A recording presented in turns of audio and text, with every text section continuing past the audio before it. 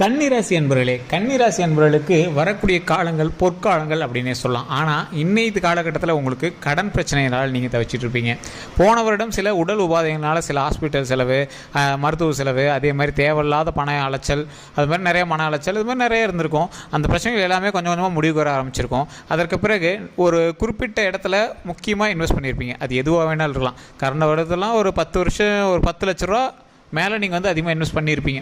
உடனே கடனாக வாங்கி அதில் இன்வெஸ்ட் பண்ணியிருப்பீங்க. அப்படின்னா உடல் ரீதியான விஷயங்களுக்காக செலவு பண்ணியிருப்பீங்க. அப்படி இல்லைனா ஏதோ ஒரு தொழிலுக்காக செலவு பண்ணியிருப்பீங்க. ஆனால் கடனில் வந்து இருப்பீங்க. ஸோ அந்த கடன் எல்லாம் சால்வ் ஆகுமா, அது எப்போ பிரச்சனை எல்லாம் சால்வ் ஆகும் அப்படிங்கிற மாதிரி இருப்பீங்க. கடந்த வருடம் ஸ்டார்டிங்லாம் ஓரளவுக்கு குஷியாக இருந்த உங்களுக்கு உடல் உபாதைகளால் மன பிரச்சனைகள் இருந்தது மட்டும் இல்லாமல் பணத்தை எப்படிப்பா நம்ம சரி பண்ணுவோம் அப்படிங்கிற மாதிரி நிறைய ஒரு எப்படி சொல்கிறது, ஒரு மன அழுத்தத்தில் இருந்த உங்களுக்கு இனி வரக்கூடிய காலங்கள் பொற்காலங்களாக இருக்க போகுது. ஸோ இது வந்து பொதுப்படையான ஜாதகம் தான், பொதுப்படையான ஜோதிடம் தான். இப்போ நம்ம சொல்கிறோம் ராசி பலன் அப்படின்னு கூட நீங்கள் வச்சுக்கோங்க.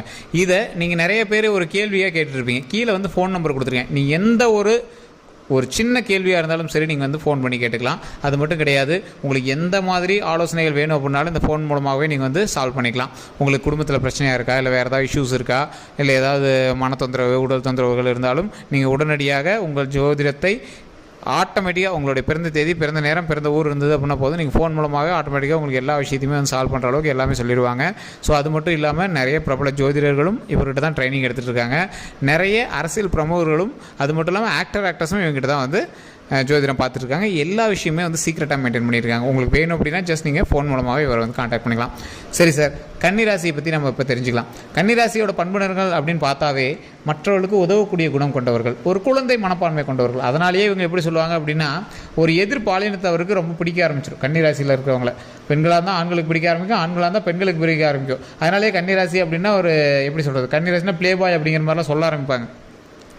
ஒரு கன்னிராசியில் இருக்கிறவங்களா ஜாலியான பர்சன், எல்லாத்துக்கிட்டையும் அன்பாக பேசுவாங்க. இது ஒரு பக்கம் இருந்தாலும் ஆண்கள் பக்கம் பெண்கள் இருக்கும், பெண்கள் பக்கம் ஆண்கள் இருக்கும். இது வந்து ஒரு அடிப்படையான இந்த கன்னிராசிக்கே உண்டான ஒரு குணாதிசய பலன் அப்படின்னு சொல்லலாம், ஒரு பண்பு நலன் அப்படின்னு சொல்லலாம். இந்த ராசியினரை பொறுத்த வரைக்கும் வாழ்நாளில் பல கஷ்டங்களை தாங்கிய ஒரு ராசி.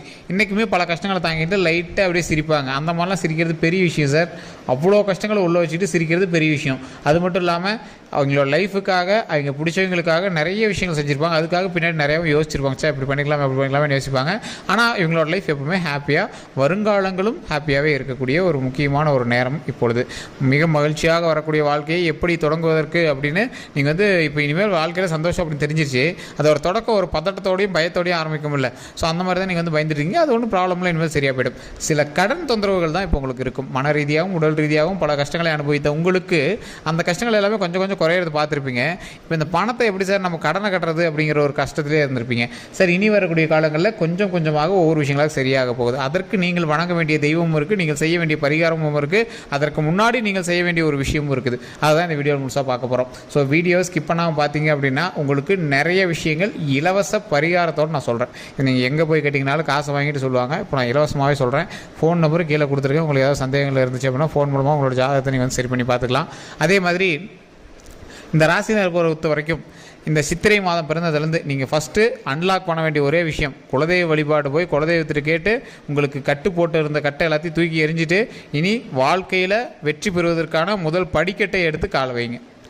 அதாவது இந்த வருடம் வசு வருடம். ஸோ ஒரு அருமையான வருடம். இந்த வருடத்தில் எல்லாத்துக்குமே நன்மை பிறக்கக்கூடிய ஒரு வருடமாக இருந்தாலும் இந்த கன்னிராசியை பொறுத்த வரைக்கும் ஒரு பதட்டத்தோடையும் பயத்தோடையும் கடனோடையும் உள்ளே போயிட்டுருக்கீங்க. இந்த பதட்டம், பயம், கடன் இது எல்லாமே சரியாயிட்டே வரும். குழந்தைகளுக்காக நீங்கள் செய்யக்கூடிய ஒவ்வொரு விஷயம் நன்மையாகவே முடியும். அதே மாதிரி அந்த நன்மை எப்பொழுதும் தொடர்ந்து வந்து கொண்டே இருக்கும்.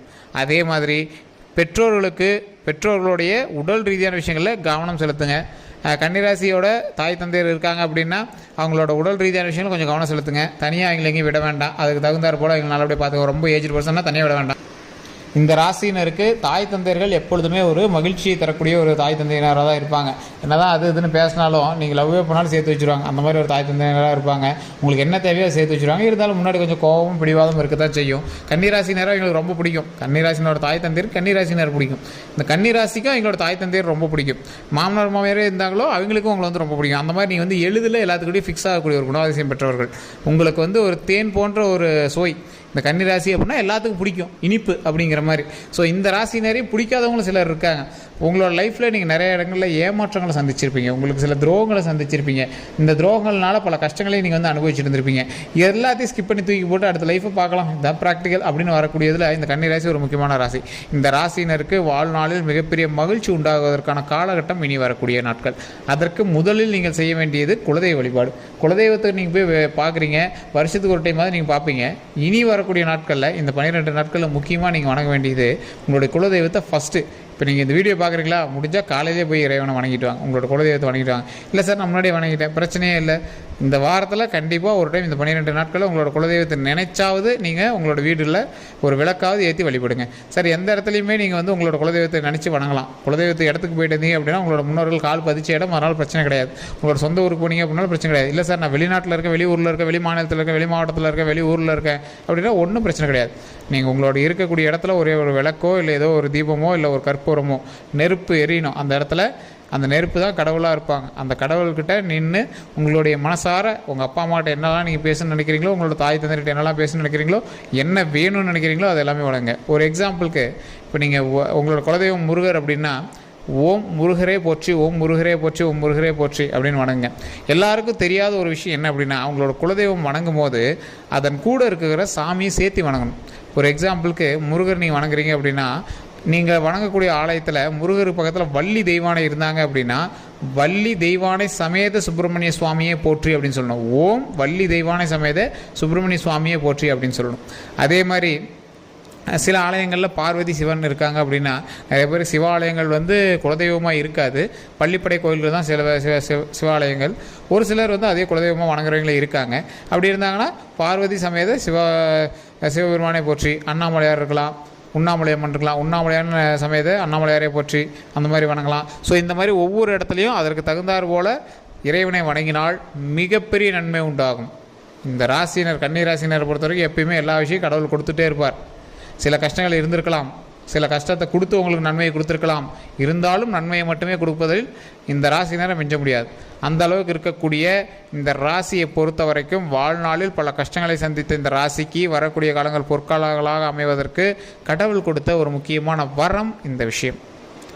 ஸோ நீங்கள் இந்த விஷயத்தை ஸ்கிப் பண்ணவே பண்ணாதீங்க. வாழ்நாள் அவ்வளோ நன்மையை தரக்கூடிய ஒரு விஷயமாக இனி வரக்கூடிய காலங்கள் அமையப்போகுது. அதற்கு நீங்கள் முதலில் வணங்க வேண்டியது உங்களுடைய குலதெய்வம். குலதெய்வத்தை வணங்கிட்டு இனி நீங்கள் வணங்க வேண்டிய ஒரு முக்கியமான தெய்வமும் இருக்குது. கோவிலை சுற்றி வரும்போது எல்லாம் பார்த்துருப்பீங்க, தட்சிணாமூர்த்தியும் துர்க்கை அம்மனையும் பார்த்துருப்பீங்க. அது என்னப்பா கோயிலை சுற்றி வரும்போது அதை நான் பெருசாக கவனிச்சதில்லை அப்படின்னு இருப்பீங்க. நீங்கள் எந்த இடத்துல இருந்தாலும் சரி இந்த கன்னி ராசினர் கண்டிப்பாக சுற்றி வரும்போது இந்த தட்சிணாமூர்த்தி துர்க்கை அம்மனையும் வணங்குங்க. தட்சிணாமூர்த்தி வணங்குவது தடைகளை நிவர்த்தி செய்வது. இந்த கன்னிராசியை பொறுத்த வரைக்கும் சிலருக்கு திருமணம் நடக்காமல் இருந்திருக்கும், திருமணத்துக்காக காத்திருப்பீங்க. குழந்தை பிறக்காமல் இருந்து குழந்தைக்காக காத்திருப்பீங்க. சென்ற வருடம் உங்களுக்கு திருமணமோ குழந்தைய கண்டிப்பாக கிடைச்சிருக்கான வாய்ப்புகள் அதிகமாகவே இருக்குது. உடல் ரீதியான பிரச்சனைகள் வந்து வெளியே வந்திருப்பீங்க, உயிர் தப்பிச்சு வந்திருக்கும். அந்த பிரச்சனைகள்லேருந்து சால்வ் ஆகி உடலை வந்து சரி பண்ணிவிட்டு உயிரை சரி பண்ணிக்கிட்டு எல்லாமே ஓரளவுக்கு ரெடி ஆகினதுக்கு பிறகு நீங்கள் பணப்பிரச்சனையிலேருந்து வெளிவரணும். ஸோ மனப்பிரச்சனையிலேருந்து வெளிவரணும். இதுக்கு நீங்கள் வழிபட வேண்டிய முக்கியமான கடவுள் தட்சிணாமூர்த்தி. ஓம் தட்சிணாமூர்த்தியை போற்றி, ஓம் தட்சிணாமூர்த்தியை போற்றி, ஓம் தட்சிணாமூர்த்தியை போற்றி 3 டைம் தட்சிணாமூர்த்திட்டு போய் நீங்கள் சொல்லிவிட்டு தினம் 3 டைம் சொல்லிகிட்டே இருங்க. அது அவ்வளோ நன்மையை கொடுக்கும். தட்சிணாமூர்த்திட்டு 2 நெய் விளக்கு ஏற்றி வழிபட்டுட்டு அப்படியே சுற்றி வந்தீங்க அப்படின்னா துர்க்கை அம்மன் இருப்பாங்க. மரண பயத்தை போக்கும், உடல் ரீதியான உபாதைகள் வராமல் தடுக்கும். அதே மாதிரி உயிர் நீண்ட ஆயுளை கொடுத்து உயிரை வந்து காப்பாற்றி வச்சுருக்கும். ஸோ உயிரை வந்து காப்பாற்றி நம்மளோட உடம்புல எப்படி வச்சுருக்கும். ஸோ அதற்கு தகுந்தாற் போல் நம்மளுக்கு நீண்ட ஆயுளையும் அந்த கடவுள் கொடுக்கும். ஸோ அதற்காக தான் துர்க்கை அம்மன் வழிபாடு. துர்க்கை அம்மனை வழிபடும்போது ஓம் துர்க்கை அம்மனை போற்றி, ஓம் துர்க்கை அம்மனை போற்றி, ஓம் துர்க்கை அம்மனை போற்றி அப்படின்னு 3 டைம் வணங்கிட்டு நெய் விளக்கேற்றி துர்க்கை அம்மன்கிட்ட பணிஞ்சு வணங்கணும். தலையை அப்படியே கீழே குனிஞ்சு பணிஞ்சு வணங்கணும். ஸோ அந்த மாதிரி வணங்கினீங்க அப்படின்னா மிகப்பெரிய நன்மை உண்டாகும். துர்க்கை அம்மன் மிகப்பெரிய ஒரு பவர் கொண்டவங்க. கோயிலை சுற்றி வரும்போது சிலை சின்னதாக வச்சுருக்காங்க அப்படின்னு தப்பாக கணக்கு போட்டுறாதீங்க. அரசர்கள் கோயிலை சுற்றி வரக்கூடிய இடங்களில் மட்டும்தான் ரகசியமாக இந்த மாதிரி சின்ன சின்ன சிலைகள் வச்சுருப்பாங்களாம். காரணம் என்ன அப்படின்னா மக்கள் வந்து நேரக்டாக தூரத்தில் தான் சிலையை கொண்டு போயிடுவாங்க. ஆனால் கோயிலை சுற்றி வரக்கூடிய முக்கியமான இடங்கள்லாம் அரசர்கள் மட்டும்தான் வந்து அரச குடும்பம் மட்டும்தான் சுற்றி வரணுமா. ஸோ அப்படி சுற்றி வரும்போது சாமி வந்து இவங்களுக்கு மட்டும் நன்மை செய்யணும் அப்படிங்கிறதுக்காக கோயிலை சுற்றி ஆகம விதிகளை படைச்சாங்களாம் அப்போவே. ஸோ குருக்களும், அதாவது குருக்கள் அப்படின்னா சித்தர்களும் அரசர்களுக்கு மட்டும் வழிபடக்கூடிய ஒரு தலமாக கோயிலை சுற்றி வரக்கூடிய இடம் அமைஞ்சு கோவிலுக்கு வெளியிருந்து யார் வேணாலும் கும்பிட்டாலும் இறைவனை கும்பிடலாம். அப்படிங்கிறதுனால மூலஸ்தானத்தில் ஒரு குறிப்பிட்ட சிலையை வச்சு அதற்கு பவரும் சுற்றி வரக்கூடிய பவரும் எல்லாம் சேர்ந்து ஒரு இணைஞ்சு வரணும் அப்படிங்கிறதுக்காக தான் அந்த கோயிலை வந்து எழுப்பியிருக்காங்க.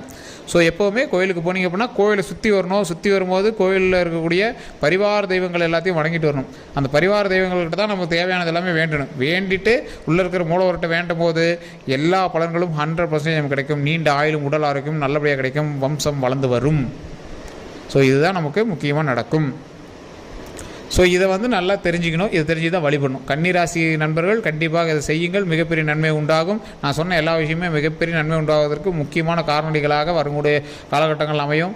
ஸோ கண்டிப்பாக இதை வந்து கமெண்ட் செக்ஷன்லையும் பதிவிடுங்க. உங்களுடைய பெயர், பிறந்த தேதி, பிறந்த நேரம் இதை கண்டிப்பாக கமெண்ட் செக்ஷனில் பதிவிடுங்க. நிறைய பேருக்கு ஜோதிட ரீதியான சில சந்தேகங்கள் இருக்கும். தனிப்படையான ஜோதிடம் பார்க்கணும் அப்படிங்கிற ஐடியாவும் இருக்கும். கீழே ஃபோன் நம்பர் கொடுத்துருக்கோம். 100% எல்லாமே தெளிவாக உங்களுக்கு தெரியும்.